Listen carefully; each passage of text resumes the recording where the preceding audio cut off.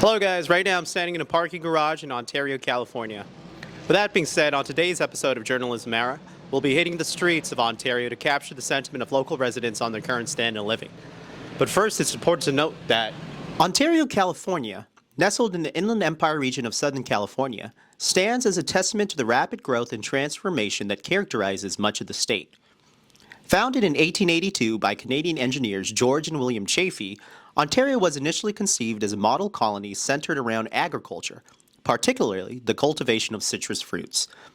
The city's strategic location at the crossroads of major transportation routes earned it the nickname, the Gateway to Southern California, a title that has only grown more fitting with time.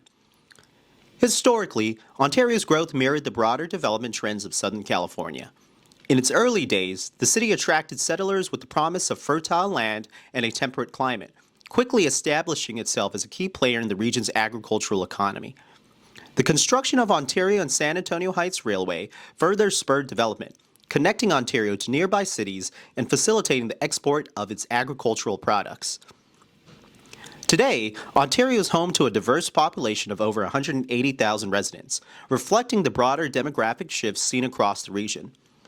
The city's population is predominantly Hispanic, with Latino residents comprising nearly 70% of the community, followed by white, African American, and Asian populations. This demographic tapestry has created a vibrant cultural landscape where traditions and influences from across the globe converge, enriching the community's social fabric. Ontario's economic landscape has evolved dramatically from its agricultural roots. The city now boasts a robust economy driven by sectors such as logistics, manufacturing, and retail. Ontario has emerged as a critical logistics hub in the United States, thanks to its strategic location at the convergence of major interstates and transportation networks. Interstates 10, 15, and 60 intersect within the city, providing seamless connections to the port of Los Angeles and Long Beach, as well as the major markets across the country. This network of highways, combined with the presence of Ontario International Airport, has made Ontario a focal point for warehousing, distribution, and logistics operations, with countless companies relying on the city as a gateway for their goods. The city's logistics sector is a major economic driver, providing thousands of jobs and fueling Ontario's growth as a key player in global trade. Despite its progress, Ontario has not been without challenges. Like many urban areas, the city has faced related to economic inequality, housing affordability, and infrastructure demands. However, the resilience of its community, coupled with proactive leadership, has led to ongoing efforts to address these challenges and ensure that Ontario remains a city of opportunity for all its residents. Culturally, Ontario has made its mark through a blend of historical preservation and modern innovation. The city is home to a number of cultural landmarks, including the Ontario Museum of History and Art and the historic Graber Olive House, which offer glimpses into its rich past. Meanwhile, newer developments like Ontario Mills Shopping Centre and the Toyota Arena highlight the city's commitment to providing modern amenities and entertainment options for its residents and visitors. As we explore the story of Ontario, we uncover a city that, much like its founding vision, continues to evolve and adapt to the changing tides of time.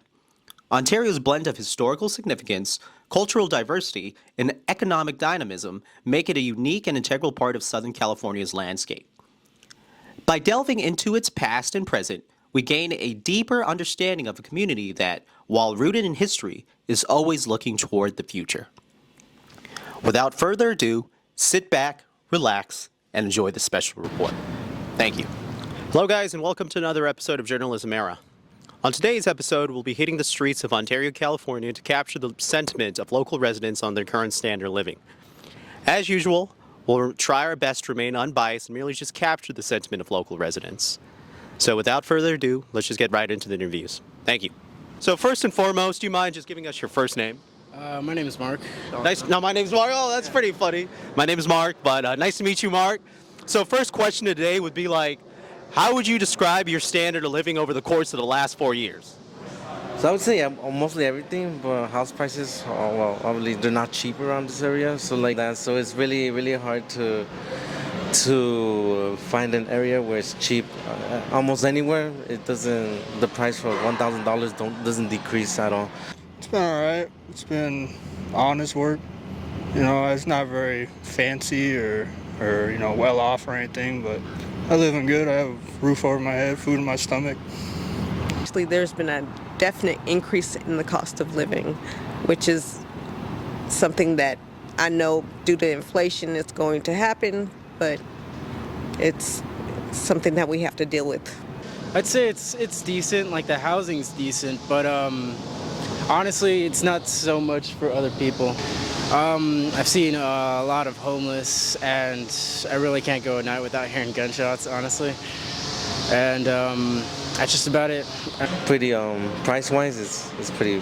I think there's a lot of room for improvement around in our country. One thing that can help us is to maybe about the prices of gas or like everything overall, all prices, you know. Yeah, It would literally help maybe not just me, but everyone who lives in this country. I think they're both getting pretty expensive.